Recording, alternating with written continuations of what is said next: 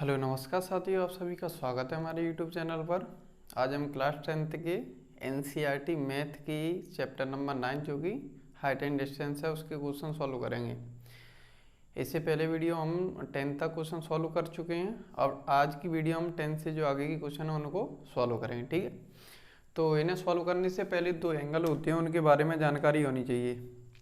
जैसे यहाँ ये कोई टावर है और यहाँ कोई व्यक्ति है और वो क्या करता है, वो टावर को देखता है। जब वो नीचे से ऊपर की तरफ देखेगा तो ये जो एंगल बनेगा थीटा, इसे बोला जाता है angle of elevation. Angle of elevation, ठीक है। अगर वहीं एक और एग्जांपल, जैसे कोई यहाँ पे बैठा हुआ है और ये यहाँ से नीचे की तरफ देखता है। जब नीचे की तरफ देखेगा तो ये जो एंगल बनेगा ये वाला, इसे बोला जाएगा angle of depression.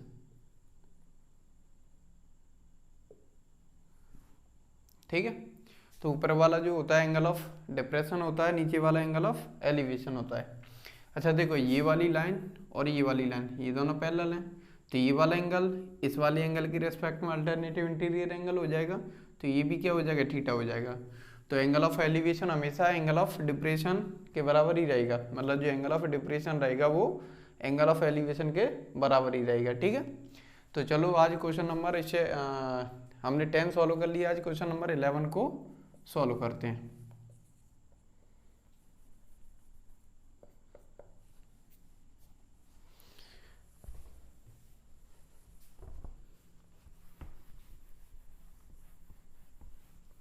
Question number 11 है, a TV tower stand vertically on a bank of a canal. मतलब कोई एक टावर है जो कि नदी के किनारे खड़ा हुआ है। From a point on the other bank directly opposite to the tower the angle of elevation of the top of tower is 60 degree. मतलब इस टॉप से, टावर के टॉप से एंगल ऑफ बन रहा है वो कितने का, 60 डिग्री का है। अच्छा, कौन सा शब्द यूज किया है इसने, angle of elevation.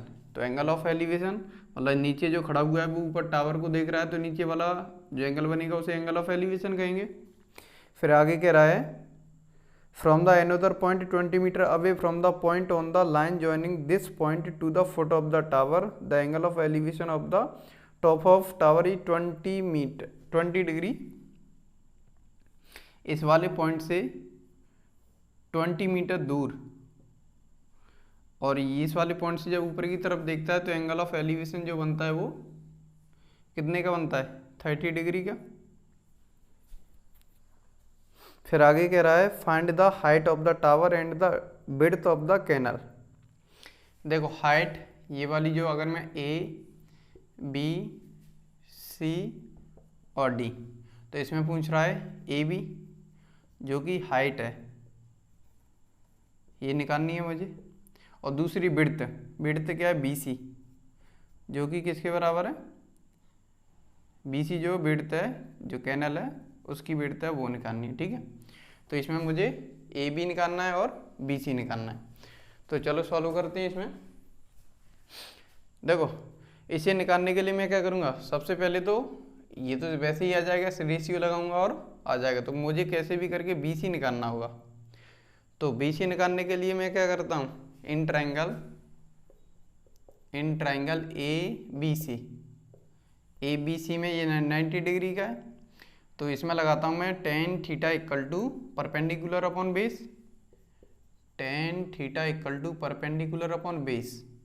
Ten theta की वैल्यू कितनी है इसमें, 60 इक्वल टू परपेंडिकुलर क्या है, ए बी अपॉन बेस क्या है इसका, बी सी। तो टेन 60 की value √3 equal to A B upon B C. तो यहाँ से क्रॉस मल्टीप्लाई करेंगे तो ए बी कितने का आएगा, A B equal to √3 B C. Equation first मान लो इसे। ठीक है, अब ले लो in triangle A B D, in triangle A B D. तो इसमें भी क्या परपेंडिकुलर और बेस रहेगा, तो इसमें मैं निकालूंगा लगाऊंगा tan theta equal to perpendicular upon base. तो टेन थीटा की वैल्यू इसमें कितनी है 30 डिग्री, तो टेन 30 इक्वल टू परपेंडिकुलर तो वही रहेगा ए बी अपॉन बेस हो जाएगा इसका बी डी, बी डी। तो इसकी वैल्यू 1/√3 होती है और ये A B upon B D. तो यहाँ से मैं ए बी निकालूंगा, तो ए बी कितना हो जाएगा बी डी अपॉन √3 हो जाएगा। इक्वेशन सेकंड ले लो, ठीक है। अब जो बी डी है, बी डी को मैं क्या लिख सकता हूँ B C plus C D लिख सकता हूँ। तो देखो from equation first and second, from equation first and second, पहली इक्वेशन क्या है A B equal to √3 B C और A B equal to B D upon √3, मतलब दोनों इक्वेशन की एल एच एस बराबर हैं तो आर एच एस भी बराबर रहेंगे। तो मैं लिखूंगा √3 बी सी इक्वल टू ये हो जाएगा B D upon √3, B D upon √3। तो बी डी की जगह मैं क्या लिख सकता हूँ, देखो बी डी जो है वो B C plus C D के बराबर है, तो बी डी की जगह मैं B C plus C D लिखूंगा। तो ये हो जाएगा √3 B C equal to B D की जगह क्या लिखूंगा B C plus C D, B D equal to B C plus C D, B C plus C D upon √3। तो इसके नीचे 1 मान के क्रॉस मल्टीप्लाई करेंगे तो क्या हो जाएगा 3 B C equal to B C plus C D की जगह कितना है, सी डी दे रखा है 20 मीटर, सी डी क्या है दे रखा है 20 मीटर। तो सी डी की वैल्यू लगाओ यहाँ पे कितना हो जाएगा 20, तो ये कितना हो जाएगा इधर आके माइनस होगा, तो 3 B C minus B C equal to 20। तो यहाँ से 2 बी सी कितना आ गया 20, तो बी सी आ गया 10 मीटर। तो बी सी क्या है हमारा, बी सी जो कैनल की विड्थ है वो कितनी आ गई 20 मीटर आ गई। ये क्या है विड्थ, विड्थ आ गई 10 मीटर। अब मुझे क्या निकालना है हाइट और निकालनी है। तो हाइट निकालने के लिए मैं क्या करूँगा, जो बी सी की वैल्यू आई है उसे मैं इक्वेशन फर्स्ट में पुट करूँगा। तो put B C value in equation first, equation first का है A B equal to √3 B C है। तो यहाँ से क्या हो जाएगा ए बी इक्वल टू √3 और बी सी की जगह 10, ए बी कितना आ गया 10√3 मीटर। ये इसका आंसर है। ये ए बी क्या है हाइट है, तो हाइट कितनी आ गई, जो हाइट है वो आ गई 10√3 मीटर और बी सी कितना आ गया 10 मीटर। तो यही इसके आंसर हैं, ठीक है।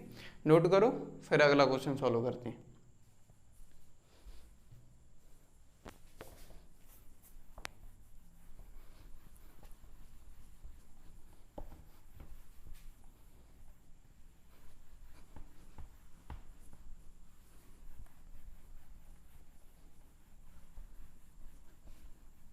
अगला क्वेश्चन है 12 वाला।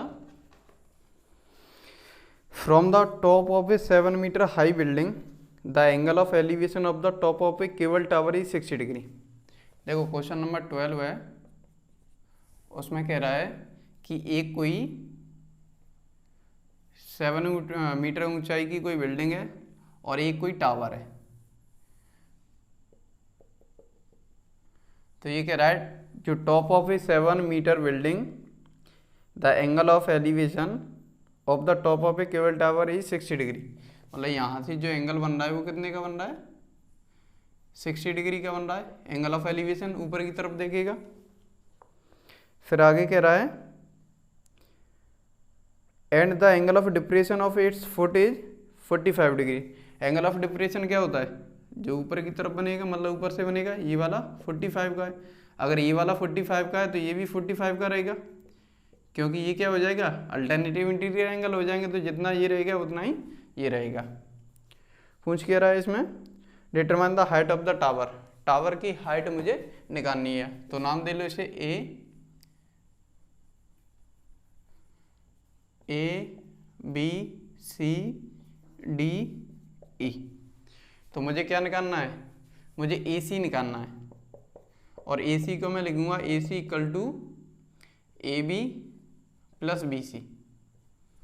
और इसमें क्या दे रखा है, ए 7 मीटर हाई बिल्डिंग, मतलब इसकी जो हाइट है वो 7 मीटर है, मतलब डी ई गिवन है D E equal to 7 metre, और डी ई जो है वो बी सी के बराबर है, तो बी सी इक्वल टू कितना हो जाएगा, 7 मीटर हो जाएगा। तो मुझे क्या निकालना है, ए सी निकालना है। ए सी में ए बी मेरे पास मुझे निकालना है, बी सी मेरे पास है, बस ए सी निकालना है कैसे भी करके। तो सबसे पहले मैं क्या करता हूँ, सी डी कितना है वो निकालता हूँ। जब सी डी आ जाएगा तो सी डी किसके बराबर रहेगा, ई बी के। मैं सी डी निकालूंगा और वो किसके बराबर रहेगा, ई बी के। ठीक है, तो चलो मैं ट्रायंगल लेता हूँ, इन ट्रायंगल सी डी ई। तो इसमें क्या है, एंगल ये परपेंडिकुलर और बेस, तो मैं लगाऊंगा tan theta equal to perpendicular upon base. तो टेन थीटा की जगह इसमें कितनी है 45, और परपेंडिकुलर क्या है इसमें डी ई, अपॉन बेस क्या है परपेंडिकुलर डी ई हो गया, बेस है इसका सी डी। तो ये कितनी 1045 1 equal to D E upon C D. तो इसके नीचे 1 1 क्रॉस मल्टीप्लाई करें तो C D equal to D E, equation first. तो जो सी डी है वो कितना आ गया, डी ई के बराबर है, तो सी डी की वैल्यू कितनी हो जाएगी, डी ई 7 है, 7 मीटर है, तो सी डी आ गया मेरे पास 7 मीटर। अब मुझे क्या करना है, ए बी और निकालना है कैसे भी। तो अब लेता हूँ मैं इन ट्रायंगल ई बी ए, या फिर ए बी ई। तो इसमें क्या है, एंगल सामने परपेंडिकुलर और बेस, तो लगाऊंगा tan theta equal to perpendicular upon base. तो 1045 कितना थीटा की वैल्यू यहाँ पे कितनी है 60, 1060 इक्वल टू परपेंडिकुलर क्या है इसमें ए बी अपॉन बेस क्या है इसका ई बी। तो इसकी वैल्यू 1/√3, 1060 की वैल्यू कितनी होती है √3 इक्वल टू ए बी की वैल्यू है क्या मेरे पास, ए बी ये तो मुझे निकालना है, अपॉन बी ई की वैल्यू कितनी है मेरे पास, B E equal to C D है, बी ई इक्वल टू या E B equal to C D है। तो सी डी की जगह ई बी की जगह मैं क्या लिखूंगा, ई बी की जगह लिखूंगा मैं सी डी। तो इसे आगे सॉल्व करेंगे तो कितना हो जाएगा √3 equal to A B upon C D की जगह कितना है 7, तो इसके नीचे 1 माने क्रॉस मल्टीप्लाई करेंगे तो A B equal to 7√3 metre. ठीक है, तो मेरे पास ए बी आ गया, ये कितने का है 7√3 मीटर, और ये कितने का है 7 मीटर। तो मुझे क्या चाहिए, ए सी चाहिए। तो ए सी किसके बराबर है, ए सी इक्वल टू किसके बराबर, A B plus B C, A B plus B C. तो A C equal to A B की वैल्यू कितनी है 7√3 प्लस बी सी की वैल्यू कितनी है, बी सी की वैल्यू 7 है। तो यहाँ से ए सी इक्वल टू 7 कॉमन निकालो तो क्या होगा √3 प्लस 1। तो इसका आंसर जो है वो कितना हो जाएगा, मतलब या तो यहाँ तक छोड़ दो या फिर 7 कॉमन निकालेंगे तो √3 प्लस 1। तो ये जो हाइट है टावर की, जो हाइट है वो कितनी आ गई 7 कोष्टक में √3 प्लस 1 मीटर। यही इसका आंसर है। ठीक है, तो नोट करो, फिर अगला क्वेश्चन सॉल्व करते हैं।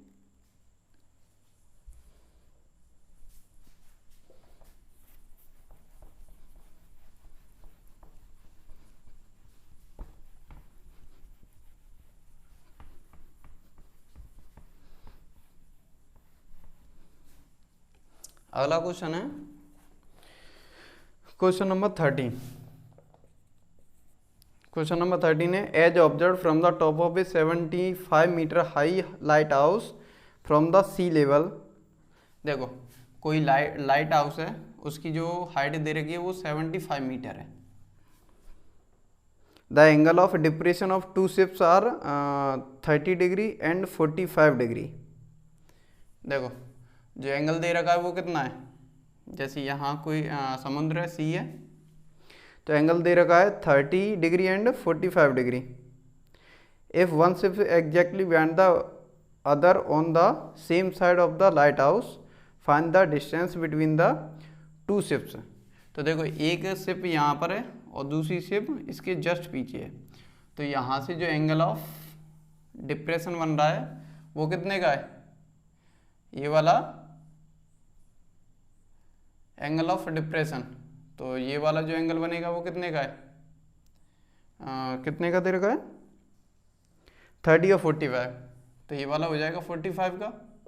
और दूसरा वाला जो एंगल बन रहा है वो कितने का बन रहा है, ये वाला एंगल है वो कितने का बन रहा है 30 डिग्री का। ठीक है, ये वाला एंगल है 30 का और ये वाला एंगल है 45 का। तो इसे नाम दे लो ए, बी, सी और डी। तो पूछ क्या रहा है इसमें, find the distance between the two ships, मतलब सी डी तो पूछ रहा है, निकलवा रहा है, और गिवन क्या है A B equal to 75 metre. अच्छा बताओ मुझे सी डी निकालना है, तो सी डी के लिए मुझे क्या चाहिए, पहले एंगल ऑफ एलिवेशन चाहिए, नीचे वाला एंगल चाहिए। ये बताओ जो एंगल ये वाला ये कितने का होगा, ऊपर से एंगल ऑफ डिप्रेशन इसके लिए कितना 45, तो ये क्या हो जाएगा, इसके लिए अल्टरनेटिव इंटीरियर हो गया, तो ये भी 45 डिग्री का हो जाएगा। इसमें कितने का एंगल है, ये वाला 30 का है, तो ये वाला भी कितने का हो जाएगा 30 डिग्री का हो जाएगा। तो अब मुझे क्या करना है, बस सी डी निकालना है। तो मैं इसमें लेता हूँ इन ट्राइंगल ए बी सी। तो ये एंगल है, एंगल के सामने परपेंडिकुलर, ये मुझे क्या निकालना, पहले ये निकालना पड़ेगा। तो लगाता हूँ मैं tan theta equal to perpendicular upon base, तो टेन थीटा की जगह 45 इक्वल टू परपेंडिकुलर कितना है 75, या फिर परपेंडिकुलर कितना है लिख लो ए बी अपॉन बेस कितना है बी सी। तो ये 10 45 1, ए बी कितना दे रखा है 75 अपॉन बी सी मुझे निकालना है। तो 1 माने क्रॉस मल्टीप्लाई करें तो B C equal to 75 metre. तो यहाँ से यहाँ तक की दूरी 75 मीटर आ गई। अब लेता हूँ मैं triangle A B D, in triangle A B D. तो ये क्या है, थीटा के सामने परपेंडिकुलर और बेस, तो 10 ही लगाऊंगा, tan theta equal to perpendicular upon base. तो थीटा की वैल्यू कितनी है इस ट्राइंगल में 30 डिग्री, इक्वल टू परपेंडिकुलर क्या है ए बी अपॉन बेस क्या है इसमें बी डी। तो 10 30 की value 1/√3 equal to A B upon, अच्छा ए बी की वैल्यू कितनी है वो लगा लो, ए बी की वैल्यू कितनी है 75 अपॉन बी डी। तो क्रॉस मल्टीप्लाई करेंगे तो बी डी इक्वल टू कितना आएगा 75√3 मीटर।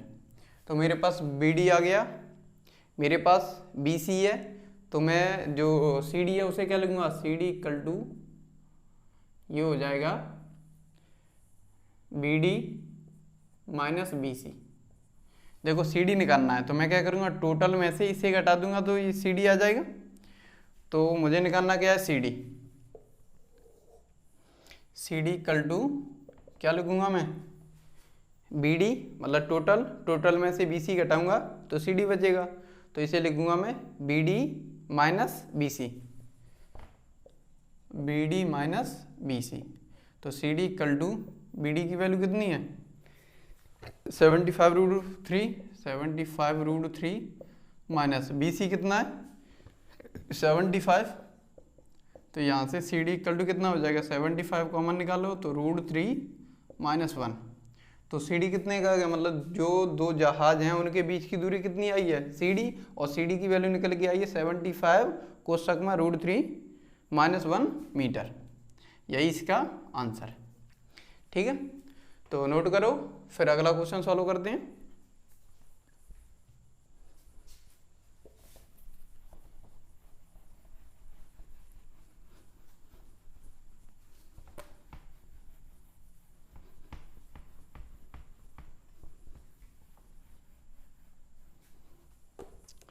अगला क्वेश्चन है 14,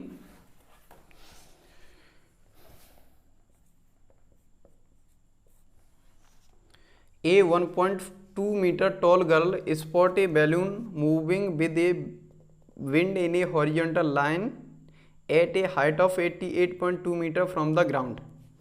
देखो क्वेश्चन है, एक कोई लड़की है,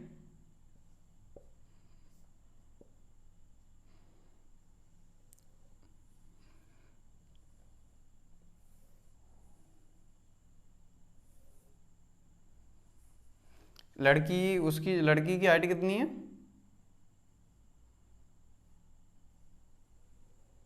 लड़की की हाइट दे रखा है 1.2 मीटर, 1.2 मीटर, और टोटल हाइट कितनी है? चलो आगे क्वेश्चन पढ़ते हैं। Horizontal line at a height of 88.2 metre from the ground level. Ground level तो ये, तो यहाँ से लेके यहाँ तक की दूरी कितनी है?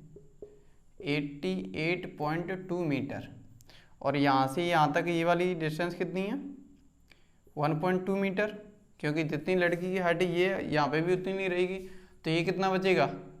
जैसे अगर मैं नाम दूँ इसे A B C D E, और आगे पढ़ते हैं। The angle of elevation of the balloon from the eye of the girl at any instant is 60 degree and after some time the angle of elevation reduce to 30 degree. देखो पहले जो angle of elevation है, यहाँ जो गुब्बारा है और यहाँ जो गुब्बारा है, पहले एंगल ऑफ एलिवेशन कितने का दे रहा है? 60 डिग्री। उसके कुछ समय के बाद जो एंगल ऑफ एलिवेशन है वो घटकर कितना हो जाता है? 30 डिग्री। तो यहाँ पे ये जो एंगल ऑफ एलिवेशन कितना हो रहा है? 30 डिग्री।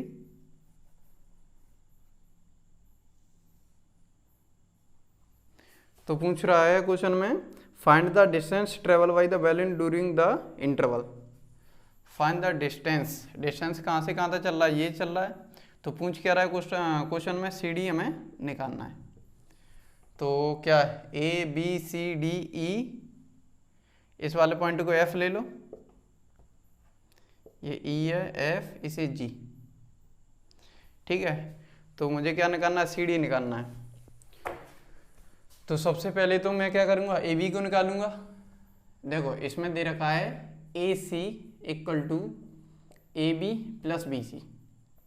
ए सी टोटल हाइट है, उसमें A B plus B C add करूँगा तो टोटल हाइट के बराबर आएगा। ए सी कितना है? 88.2।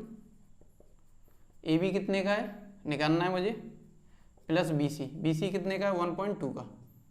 तो यहाँ से ए बी कितने का आएगा? A B equal to 88.2 minus 1.2, तो ए बी कितने का आ गया? 87 मीटर। ए बी आ गया 87 का, ठीक है। तो A B C D E F G, इसे एच ले लो, ठीक है। तो यहाँ से मैं लिखूंगा ए बी इक्वल टू क्या रहेगा? ए बी जितना रहेगा उतना ही जी एच रहेगा, और ये कितने का है? 87 मीटर का। और इसमें क्या बराबर रहेगा उसे भी लिख लो। जैसे जो सी डी है वो जी सी डी बी जी के बराबर रहेगा, बी जी के बराबर रहेगा, और डी ई जी एफ के बराबर रहेगा, डी ई जी एफ के बराबर रहेगा, ठीक है। सी डी बी जी के बराबर रहेगा और डी ई जी एफ के बराबर रहेगा, ठीक है। तो अब मुझे क्या निकालना है? सी डी निकालना है। तो उसके लिए मैं क्या करूँगा? सबसे पहले मुझे किसकी आवश्यकता रहेगी? सबसे पहले मुझे जो चाहिए या तो ये मिल जाए, जब ये मिल जाएगा और दूसरे से मैं इसे निकालूंगा, ऐड करके सॉल्व हो जाएगा। तो मैं सबसे पहले इसमें कौन सा ट्रायंगल लेता हूँ? सबसे पहले ट्रायंगल लेता हूँ मैं इसमें एफ जी एच। तो in triangle F G H, तो एफ जी एच, तो इसमें क्या है? ये वाला एंगल 60 का है, तो इसमें लगाऊंगा tan theta equal to perpendicular upon base. तो टेन थीटा की वैल्यू कितनी है इसमें? टेन 60 इक्वल टू परपेंडिकुलर कितना है? जी एच अपॉन बेस कितना है? एफ जी टेन 60 की value √3 equal to G H upon, अच्छा जी एच की वैल्यू कितनी है? जी एच किसके बराबर है, जी एच ए बी के बराबर है और जी एच की वैल्यू 87 मीटर है, तो लगाओ 87 अपॉन एफ जी। तो क्रॉस मल्टीप्लाई करेंगे तो एफ जी कितने का आएगा, F G equal to 87 upon √3। ठीक है, तो एफ जी मेरे पास कितने का आ गया, 87 अपॉन √3 का। अब मुझे क्या और निकालना है, टोटल और निकालनी है। टोटल में से जब मैं इसको घटाऊंगा तो ये आ जाएगा। तो अब लेता हूं मैं इन ट्रायंगल, बड़े वाले ट्रायंगल को ले लो एफ बी ए, तो ए बी एफ लिखो in triangle A B F. तो इसमें एंगल कितने का है, 30 का है, तो 10 ही ले लो क्योंकि परपेंडिकुलर अपॉन बेस चाहिए। तो मैं लेता हूँ tan theta equal to perpendicular upon base. तो tan थीटा की जगह कितनी है इसमें 30, तो tan 30 इक्वल टू परपेंडिकुलर क्या है ए बी अपॉन बेस क्या है इसमें बी एफ। तो tan 30 की वैल्यू 1/√3, ए बी की वैल्यू कितनी है, ए बी इक्वल टू 87 है, 87 अपॉन बी एफ। तो यहाँ से बी एफ कितना आएगा, क्रॉस मल्टीप्लाई करेंगे तो 87√3 मीटर। अब मेरे पास बी एफ मतलब टोटल है और मुझे मेरे पास कौन सा है जी एफ एफ जी है, तो टोटल में से जब एफ जी घटाऊंगा तो मेरे पास बी जी आ जाएगा। और बी जी किसके बराबर है, बी जी जो है कहाँ है, बी जी इक्वल टू किसके बराबर है, सी डी के बराबर है। तो इसमें मैं लिखता हूं आगे एफ बी या फिर लिखो B F equal to, B F किसके बराबर रहेगा B G plus, B F equal to रहेगा B G plus G F के, B F equal to B G plus मतलब बी एफ तो ये होगा टोटल, इसमें B G plus G F plus G F. तो बी एफ की value कितनी है 87√3, 87√3 इक्वल टू बी जी की वैल्यू कितनी है, बी जी मुझे निकालना है, तो बी जी तो मुझे निकालना है प्लस जी एफ कितना है, जी एफ की वैल्यू मैंने निकाली है एफ जी या जी एफ 87/√3, 87/√3। तो ये कितना हो जाएगा 87√3 minus 87/√3 equal to B G. तो इसके नीचे 1 मान के एलसीएम √3 आएगा और ये कितना हो जाएगा 87 इंटू 3 माइनस ये कितना हो जाएगा 87 equal to B G. LCM लेके सॉल्व किया है तो इसमें से 87 कॉमन निकालो तो यहाँ के कितना बचेगा 3 - 1 upon √3 equal to B G. तो इसे लिख सकता हूँ मैं 29 इंटू 3 इंटू ये कितना बचा 2, 19 3 जा 87 और ये 3 - 1 2 बचा upon √3 equal to B G. तो इसे और क्या लिख सकता हूँ 29 इंटू इसे लिखूंगा मैं √3 इंटू √3 और into 2 upon √3 equal to B G. तो यहाँ √3 कैंसिल होगा तो बी जी कितना आ गया B G equal to 29 into 2 58√3 metre. अच्छा बी जी किसके बराबर है, बी जी सी डी के बराबर है, तो बी जी की जगह मैं क्या लिखूंगा C D equal to 58√3 metre. यही इसका आंसर है। तो पूछ क्या रहा था कि जो गुब्बारा है बैलून है वो कितना डिस्टेंस कवर करेगा, तो वो डिस्टेंस आई है 58√3 मीटर। ठीक है, तो नोट करो। फिर अगला क्वेश्चन है लास्ट क्वेश्चन, उससे भी सॉल्व करते हैं।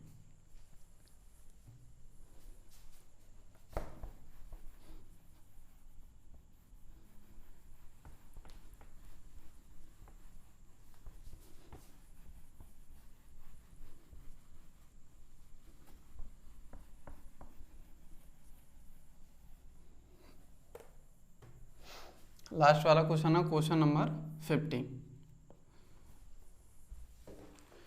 क्वेश्चन 15 है a straight highway leads to the foot of the tower, a man standing at the top of the tower. देखो ये कोई टावर है और इस पर कोई व्यक्ति बैठा हुआ है। आगे कह रहा है मैंने standing at the top of the tower observe a car eight an angle of depression 30 degree. मतलब यहाँ कोई एक कार है, उसे एंगल ऑफ डिप्रेशन देखता है, ये कितने का एंगल ऑफ डिप्रेशन, ये 30 डिग्री का। फिर आगे कह रहा है which is approaching to the foot of the tower with a uniform speed, और यहाँ से जो कार है वो टावर की तरफ मूव कर रही है 6 सेकेंड लेटर, मतलब यहाँ से लेके यहाँ टाइम जो लग रहा है वो 6 सेकेंड है, ठीक है। तो यहाँ कुछ समय के बाद यहाँ पहुँचेगी। फिर कह रहा है the angle of depression of the car is found to be 60 degree. अब जो यहाँ से जो एंगल ऑफ डिप्रेशन बन रहा है वो कितने का बन रहा है, 60 डिग्री का बन रहा है। Find the time taken by the car to reach the foot of the tower, यहाँ से यहाँ तक पहुँचने में उसे कितना टाइम लगेगा ये पूछ रहा है। तो इसे नाम दे लो ए, यहाँ हो जाएगा बी, ये सी और डी, ठीक है। तो क्या बी सी तक पहुँचने में उसे कितना टाइम लगेगा तो वो निकालना है, ठीक। तो चलो सॉल्व करते हैं। ये वाला एंगल कितने का है, ये वाला एंगल 30 का है, तो ये वाला भी एंगल 30 का हो जाएगा, क्योंकि angle of depression is always equal to angle of elevation, क्योंकि ये किसका केस के बराबर हो जाता है, अल्टरनेटिव इंटीरियर एंगल हो जाता है तो बराबर रहेंगे। ऐसे ये 60 का है तो ये भी कितने का हो जाएगा, 60 का हो जाएगा। तो सॉल्व करते हैं चलो। तो अच्छा, इसकी स्पीड यहाँ से लेके यहाँ तक क्या है, सेम है, कांस्टेंट है, तो लिख दो यहाँ पे स्पीड जो है वो क्या है, यूनिफॉर्म है, यूनिफॉर्म, ठीक है। मतलब स्पीड में कोई भी चेंजिंग नहीं हो रही है। तो चलो निकालते हैं। सबसे पहले मुझे क्या निकालना पड़ेगा, BC की डिस्टेंस निकालूंगा और AB की डिस्टेंस निकालूंगा, फिर डिस्टेंस अपॉन टाइम करूंगा, यहाँ से स्पीड आएगी, डिस्टेंस अपॉन टाइम करूंगा, यहाँ से स्पीड आएगी, और दोनों को मैं क्या करूंगा, इक्वल कर दूंगा, क्योंकि यूनिफॉर्म स्पीड दे रखा है। तो मैं लेता हूँ इन ट्रायंगल BCD, ये क्या है, एंगल के सामने परपेंडिकुलर, और ये क्या हो जाएगा, बेस हो जाएगा। तो यहाँ से मैं लगाऊंगा tan theta equal to perpendicular upon base, तो tan थीटा कितना है इसमें 60 इक्वल टू परपेंडिकुलर क्या है CD अपन बेस क्या है BC, तो इसकी वैल्यू लगाओ, ये कितनी हो जाएगी √3 equal to CD upon BC। तो यहाँ से सॉल्व करेंगे तो CD कितना आ जाएगा,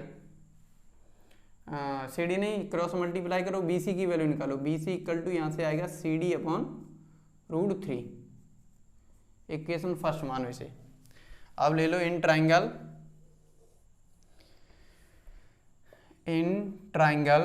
अब कौन सा बड़ा वाला ट्राइंगल ले लो, ACD। तो ये क्या एंगल के सामने परपेंडिकुलर और बेस किस में आएगा, tan में ही आएगा।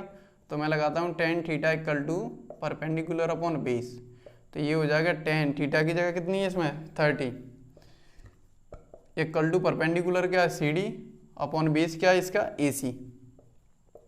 तो इसकी वैल्यू कितनी हो जाएगी 1/√3 इक्वल टू CD की वैल्यू है नहीं तो CD की CD लिखो, और AC कितना हो जाएगा, चलो AC नहीं है तो AC को लिखो। तो यहाँ से AC कितना हो जाएगा, AC इक्वल टू √3 CD, ठीक है। AC इक्वल टू कितना आ गया, √3 CD।